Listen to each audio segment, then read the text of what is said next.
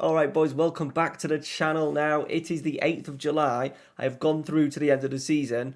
I recorded 2 episodes for you. One for that was going to come out today, one for Sunday. It was supposed to be the Champions League semi-final today, and then on Sunday it was going to be the Champions League final. We beat Manchester United 1-0 over 2 legs. We then played Chelsea in the final, and unfortunately we lost in the final. We lost to Chelsea quite convincingly. I think it was like 3-0.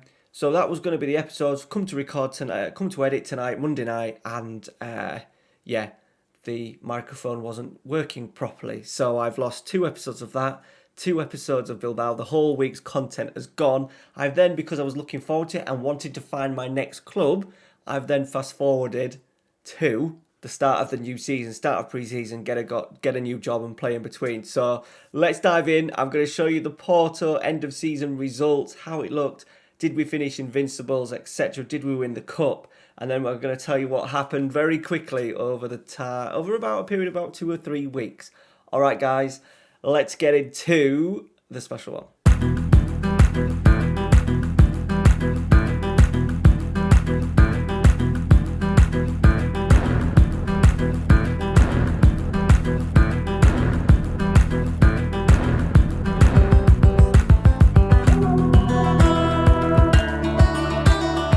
Alright boys, so as you can see, 34 games, 34 wins, 3 draws, no defeats, 132 league goals scored, 15 conceded, 96 points. An incredible season from the Porto boys. An absolute incredible season. Now, there is the end of season results. Manchester United, we won over 2 legs, 1-0 away from home, Damien Perez. Convincing wins, including the cup, 8-2. We won the Portuguese Cup 8-2. A week before, we played Chelsea in the final of the Champions League. I'm so gutted that, to be fair, the episode wasn't an enjoyable game. We got battered. We didn't play well. I think we had a chance early on at 0-0. We didn't score it, and then we were quite poor since. So, yeah, disappointing. A bit of a damp squid, just because we never turned up. We deserved to go through against Manchester United. We limited them to only a couple of shots over the 2 legs. And then we just never got going in the finals. So what I did was, remember we had the Roma job. Now, after recording the semi-finals, something else popped up. The Inter Milan job came up. They ended up sacking their manager, Bruno Pinheiro, who had taken over as manager halfway through the season after they sacked Conte. He only lasted 6 months. Bruno Pinheiro was the manager of Sporting, who did very well with him, and then after their shocking start to the season, ended up getting sacked. Then to Inter Milan, he then got sacked there. So I had 2 choices, Inter Milan or Roma. Inter Milan, we did the job interview for both. Inter Milan was about 145 million to spend. Roma was about 30. Inter Milan finished 4th, and they still stacked their manager. Inter Milan had Camavinga at the time, Mbappe, a couple of wonder kids. They've still got Skriniar. They've got a really good goalkeeper, a tremendous central midfielder, Regen, Barella. They've got a really good squad. Roma, on the other hand, was a complete different project, really struggling. They ended up finishing 11th in the league. I applied for both jobs, got a job interview for both. One team offered me the job, one team turned me down and appointed someone else. Let's find out where we are heading next. FC Internazionale Milano. Inter Milan. Roma ended up choosing Bruno Pinheiro, the manager that got sacked by Inter, got sacked by Sporting in the same season, and they chose him over me. Now, I was angling towards this job because we're sort of like halfway through the same 9 seasons in. This job became available, and just having the opportunity to manage a Kylian Mbappe, who is 30 years old. Remember, we missed out on him last season with Porto because he wanted to go into Inter Milan. Now, unfortunately, before I got the job, they sold Camavinga for 92 million, which has given me the opportunity to strengthen, but a prime Camavinga at the age of 26 would be nice. So that was disappointing. However, we have some tremendous players. They've got this guy, Palmieri, a 23-year-old Frenchman, deep line playmaker. We're going to probably play him in the central midfield. We've got a very exciting 21-year-old striker, finishing 18, 5'7", vision, strength, pace. We're playing with the same tactic as well. I've transferred from Porto, an exciting young striker. Didn't score many goals this year, but I think I will get the most out of him this season. There's a couple of old boys in there. Bastoni's at 30 is really good. Then we've got Theo Hernandez, Hakimi we've still got. Skriniar at the age of 34 has still got 13 pace. We're looking at bringing in a young midfielder as well. Xavi Simons is average, but he's a very adequate backup. I've signed, my first signing was Moise Kean. I wanted a backup striker. We got him for 6.25 million, just as a complete backup ahead of sort of like going full throttle at the league and the Champions League. We've got this player, Pedro de la Vega, very nice right-sided midfielder, because we're obviously going to play with wingers. We're trying to do a few bits. Hopefully Bernardo Silva is on his way out. We've got a lot of money to spend. We've got bids in for certain players as well. I'm trying to get my backroom staff of Carrick, Luca Esnet and Barzagli. They're hopefully going to follow me across. I've put a cheeky bid in for Montero as well.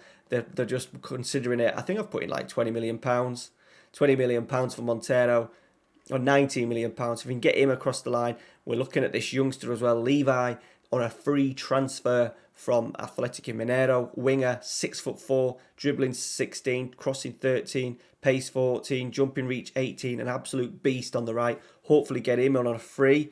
And then we've also got this guy who was just debating whether to join us. Is it just us? Us and Bayern.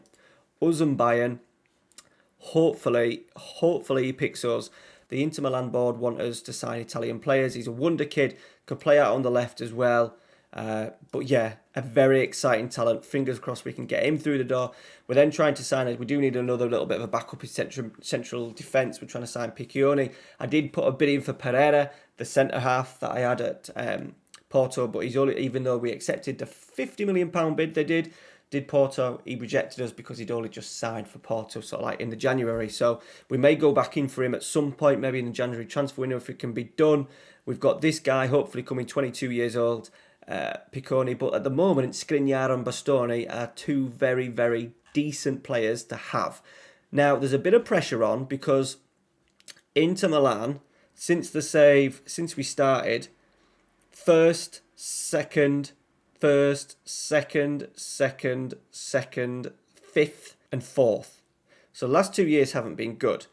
We've just played in the FIFA World Club Cup, absolute shambles, because I had to take over a squad with barely any players remaining, hardly any registered. We ended up winning the third place playoff 7-1, bizarrely against Bayern Munich, but there we go. So yeah, interesting. The tactic suits us a little bit. We've got a little bit of work to do in the transfer window. I'm just seeing where we need to clear out the squad. It's a little bit heavy. I'm trying to clear out a couple of the others as well. People like Kovacic, not interested in keeping him. He's now 35, but his injury is probably going to stop him from moving this summer. And yeah, very bizarre episode for you today. Sunday's episode, we'll come back with the first game of the season. There is Roma, who turned us down.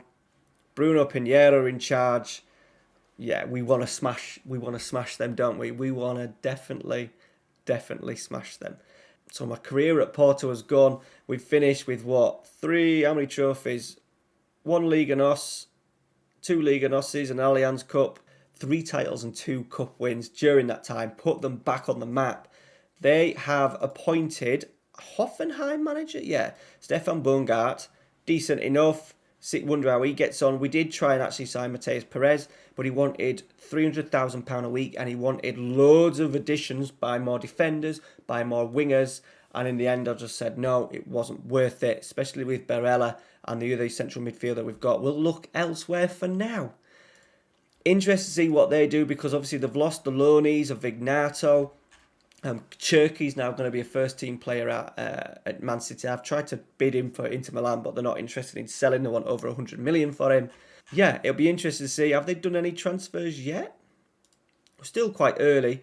No, nothing as yet, but plenty of time to go. So, there it is. I'm feel gutted that you guys didn't. To be fair, the Manchester United episode wasn't a great episode.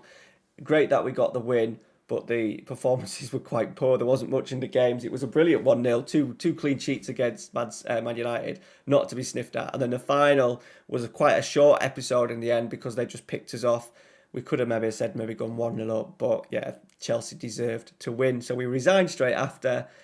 I thought I would get the choice, and I was still edging my bets towards Roma, and then I couldn't believe it when they turned me down. But taking over at Inter Milan is not the worst job in the world. So we are really looking at now diving straight into this season and looking at mounting a serious title charge. You will see the opening game of the season on Sunday morning, so make sure you stay tuned for that. It is Brescia away. We'll go through a couple of transfers and go into the squad in a little bit more detail. But for now, that's it. Thank you very much for watching. Let me know what you think to the story. It fits in perfectly, doesn't it? Jose Mourinho, Inter Milan. He achieved great success there. Was it 2 league titles and a Champions League and maybe in a Coppa Italia? We want a Champions League. We were hoping to stay here for maybe 3 seasons like we've done at Porto. 3-season stint. Can we just while we've still got Mbappe at prime Mbappe, let's see if we can get a title and a Champions League. I'm going to say hopefully in the next 2 seasons. All right, guys, take care. Smash a like on today's video for me. Muchly appreciated, and we will see you on Sunday for the start of the 10th season of the special one. Take care, guys. See you later. They tell us lies.